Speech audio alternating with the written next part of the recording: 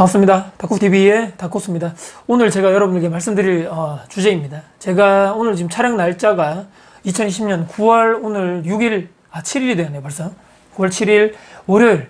여러분들 지금 전국적으로 또 태풍이 또 올라온다 그러는데 대구도 밖에 지금 잘 보이시지 않겠지만 비가 엄청나게 오고 있습니다. 여러분들 하여튼간에 계속적으로 연속적으로 태풍 때문에 비 피해가 정말 많으신데 영상 보시는 분들, 구독자분들만이라도 비 피해가 정말 없으시기를 간절하게 정말 기원하겠습니다. 제가 오늘 새벽에 출근해서 이것저것 일을 하다가 잠시 또 짬이 나서 오늘 촬영을 하게 되었는데요. 오늘 제가 말씀드릴 주제는 불과 이틀 전이었죠. 토요일이었습니다. 토요일날 대구에 사시는 모 구독자 분이었는데 이분을 제가 비공식적으로 이 자리에서 상담을 하게 되었습니다. 이제 제가 영상에서도 수차례 몇 번 말씀드렸었고 또 댓글 주신 분, 또 문의를 주신 분이 많았었는데 지난번에 구독자 상담을 하고 나서 웬만해서는 정말 다음에 조금 더 재충전도 하고 제가 조금 더 채널이 성장된 다음에 이제 구독자 이벤트를 통해서든지 또 다른 사람을 만나서 제가 도움을 드릴 수 있는 그런 기회를 스스로 한번 만들어 보겠습니다라고 제가 예전에 말씀드렸었는데 그분이 정말 정말 힘들게 또 구구절절한 내용들을 메일로 보내주시고 또 댓글로 또 써주시고 해서 이분은 정말 내가 한 번은 만나가지고 도움을 드리는 말씀을 꼭 해드려야 되겠다. 제가 그런 생각이 들어서 이분께 직접 제가 다시 한번 연락드리고 연락처를 받아서 시간을 조율해서 이틀 전에 만났습니다. 토요일에 만나가지고 2시간 정도 대화를 했었는데 제가 예전에도 말씀드렸지만 그분의 신상이라든지 내용을 제가 설문지를 통해서 제가 그때 다 받아가지고 했었습니다. 근데 제가 오늘 말씀드릴 주제가 제목에도 여러분들 썸네일 보고 들어오셨겠지만 청약 점수가 무려 64점입니다. 여러분들 64점이면 엄청나게 높은 점수죠. 그 점수인데도 불구하고 제가 지금 당장 청약을 신청하지 마시라고 했던 그 사유 또 그 대한 이분에게 해당되는 배경 설명을 한번 드리면서 제 개인적인 의견이지만 왜 네가 뭔데 64점이나 되는 그 점수 그 카드를 왜 쓰지 않아? 그 아까운 그 통장을 당장 지금 좋은 아파트 써서 청약 받아가지고 하면 좋은데 왜 안 돼? 그렇게 생각하실 분도 있을 것 같아서 오늘 한번 천천히 이 내용을 끝까지 한번 들어보시고 혹시라도 여러분들이 이런 상황이라면 여러분들이 과연 이런 어떤 이런 노예 가정 형편이라든지 이런 전체적인 상황이라면 여러분들은 과연 어떤 선택을 하실 것인가에 대해서 제 입장 또 그분 입장 또 여러분들 입장에서 다시 한번 더 우리가 한번 고민해보자 생각해보자는 이런 측면에서 영상을 제작해보면 어떨까 싶었고요. 제가 영상을 촬영하는 바로 직전에 이분께 다시 한번 말씀드려서 혹시라도 이런 영상을 제작해도 되느냐 동의를 해주신다면 감사히 영상 제작해서 또 많은 분들께 도움 드릴 수 있을 것 같다라고 제가 먼저 문의를 드렸었고요. 이분이 흔쾌히 허락해 주셨습니다. 제가 나중에 정말 감사하다는 아까 또 말씀도 드렸습니다. 바로 한번 시작해 보겠습니다. 이분이 오셨는데 말씀드렸죠. 이분 통장이 아니고 이분 나이가 올해 보니까 29살 되셨네요. 근데 이분 통장으로는 64점이 될 수 없겠죠. 홀 어머니가 계십니다. 근데 이분 홀 어머니가 거의 무주택 기간이었다 보시면 됩니다. 평생 동안. 그래서 옆에 제가 표를 띄울 건데요. 왜 64점이 되는가? 여기 제가 한번 띄우겠습니다. 세 가지 종류로 점수를 계산하게 되죠. 무주택 기간이 만점이 32점인데 이분이 15년 이상 무주택이었습니다. 그래서 32점 만점이고요. 부양 가족 수는 홀 어머니 계시고 이분 오신 분이 첫째, 그 다음에 밑으로 동생이 2명 있습니다. 여동생 하나, 남동생 하나. 그래서 3명이죠, 자녀가. 그래서 20점. 그 다음에 청약 저축 가입 기간을 계산해 보니까 10년에서 11년 미만이라서 12점. 그래서 총 64점입니다. 전부 다 엄청나게 높은 점수죠.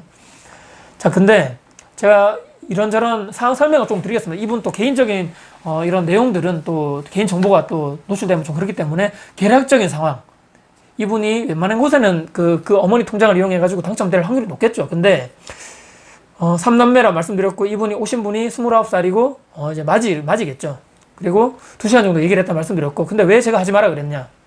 여러분들 한번 생각해 보시죠. 제가 가장 아파트 투자를 하거나 신축 이제 분양하시는 분들 중에 제가 솔직히 말씀드리면 가장 한심스럽고 가장 안타깝게 생각하시는 분들이 어떤 분들이냐면 보통 우리가 지역별로 투자 카페라든지 이런 거 있죠. 근데 거기에 어떤 모 아파트가 이게 이제 청약 발표 날이 딱 되면 수많은 글들이 올라오죠. 와, 저 어디 당첨됐습니다. 축하합니다. 댓글도 막 되는데 그 수많은 글들 중에 어떤 글들이 있나요?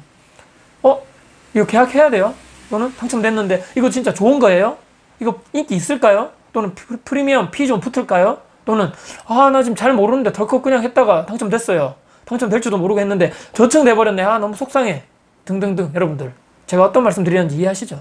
도대체 내가 아파트를 투자하는 거에 있어서 그런 것도 알아보지도 않고 어딘지도 모르고 도대체 내가 지금 이 아파트에 투자하는 이유, 내가 청약하는 이유 그거에 대해서는 전혀 계획성도 없고 아무런 목적성도 없고 덜컥 그냥 했는데 됐다? 도대체 이게 무엇인가요? 지금 안타까운 거 아닙니까? 도대체 어딘지도 모르고 이게 정말 인기가 좋을 것인가요? 이 도대체 완전 이거 남들이 말하면 정말 이거 투기꾼입니다. 아무런 묻지마 투자. 덜컥 했는데 됐다. 청약 정말 하시는 분들은 수십 차례 해도 될까 말까, 계획적으로 해도 될까 말까 하는데 이 사람들은 아무것도 모르고 그냥 덜컥 운이 좋게 됐다는 얘기 아닙니까? 정말 제가 안타까운 사람들인데, 제가 오늘 제가 말씀드린 상담자분 집안 사정을 쭉 들었겠죠. 현재 어떤 상황이냐면 코로나가 계속적으로 발생되다 보니까 어머니도 경제활동을 하긴 하시는데 벌이가 그렇게 크게 좋은 편은 아니시고요.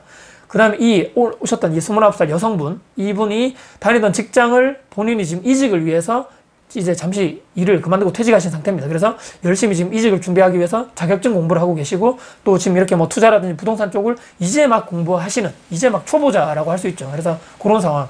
그리고 여동생 하나, 남동생 하나가 있는데 아직까지 말씀드렸지만 코로나 때문에 기존에 하고 있던 직장을 어쩔 수 없이 사정이 안 좋기 때문에 타의적으로 나오게 되는 상황. 그래서 아르바이트 같은 것을 하면서 크게 벌이가 지금 좋지 않은 상황입니다. 말씀드렸죠. 어머니가 거의 지금 뭐 경제활동하는 주체고요.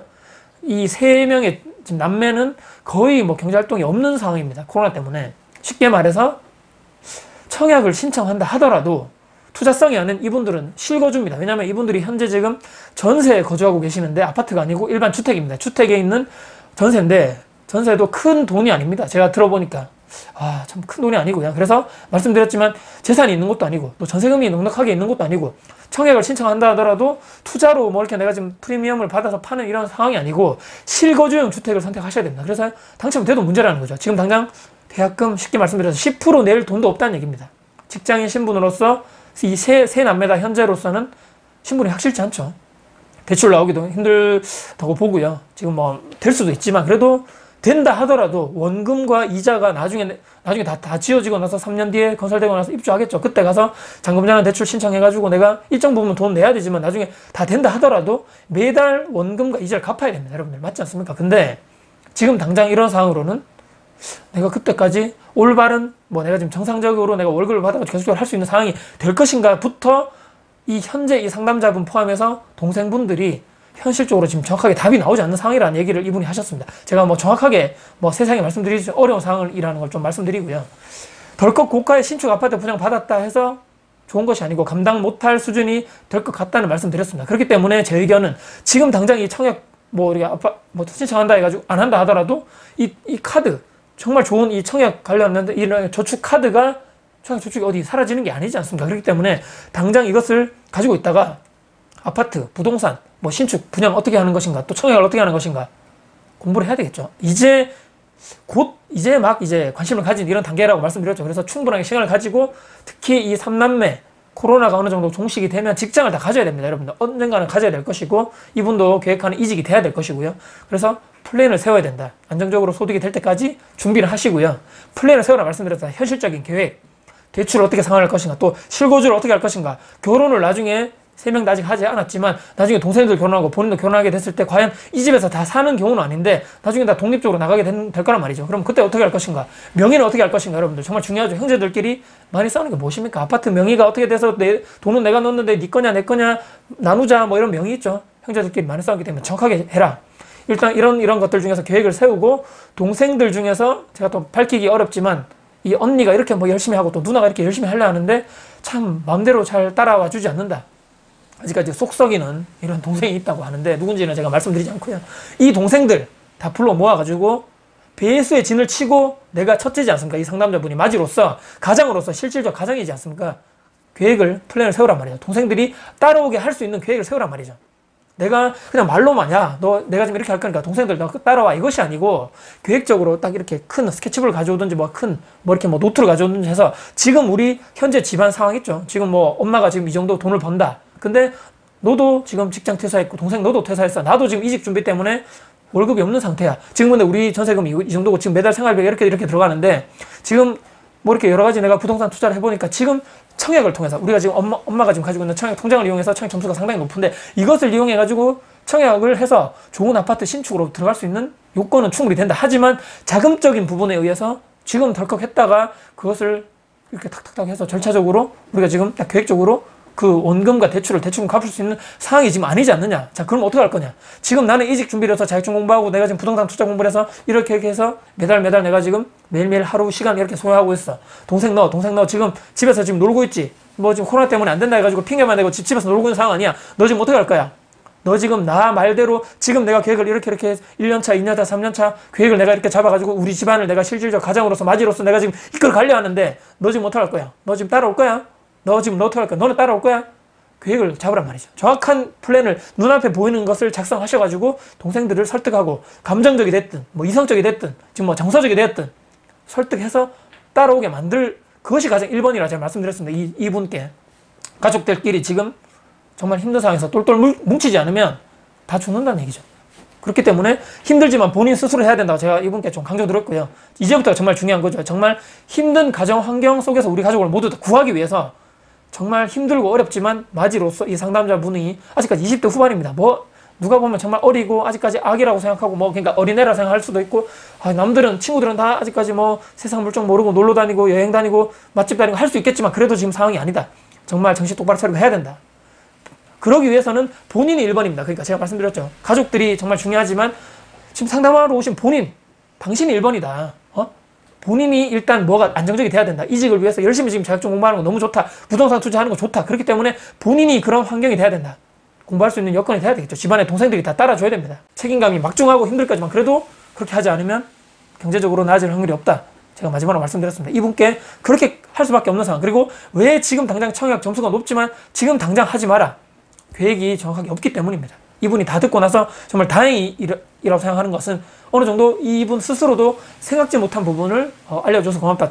단순하게 지금 엄마가 가지고 있는 청약 통장에 점수가 높다는 걸 해서 내가 어떻게 하면 좋을 것 같다로 이 부분을 계획하고 하러 오션 이런 면도 있는데 생각지도 못한 정말 현실적인 부분, 정말 경제적으로 돈을 어떻게 관리하고 어떻게 자금적인 부분을 어떻게 신축 아파트 들어오고 그 뒤에부터 어떻게 돈을 갚아 나갈 것인가, 그 부분도 정확하게 현실적으로 계획을 잡지 않으면 나중에 정말 몇백만 원 매달 나가는 것에 대해서 여러분 그분들 그 가족들이 정말 힘들어할 것이다 말씀드렸습니다. 오늘 제가 말씀드린 구독자분 또 29살 여성이 상담을 정말 구구절절한 이런 내용을 제가 말씀드리지 못한 정말 어려운 내용들이 정말 많습니다. 이분 상황이 이분 가정 환경이 너무너무 안 좋기 때문에 제가 어쩔 수 없이 여러분께 이렇게 개인적으로 만나가지고 상담하는 것을 추구해야겠다고 말씀드렸지만 정말 이분은 꼭 말씀드려야 되겠다라고 하는 그런 내용들이 제 정말 이 가슴속에 울림이 있었기 때문에 제가 저를 만났다 하더라도 정답이 있거나 엄청나게 큰 도움이 되지 않을 것은 알지만 그래도 제가 아는 범위 내에서는 이분께 조금이라도 그 방향성을 알려주고 싶다고 제가 생각해서 직접 연락드려가지고 이틀 전에 만나서 제가 이런저런 얘기했다. 핵심은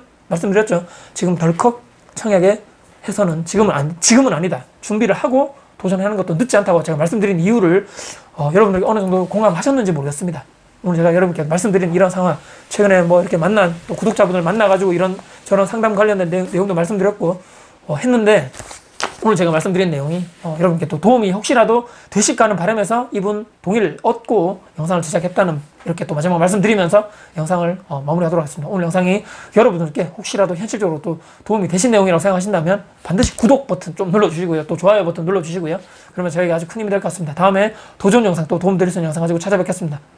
지금까지 다쿠TV의 다쿠였습니다. 감사합니다.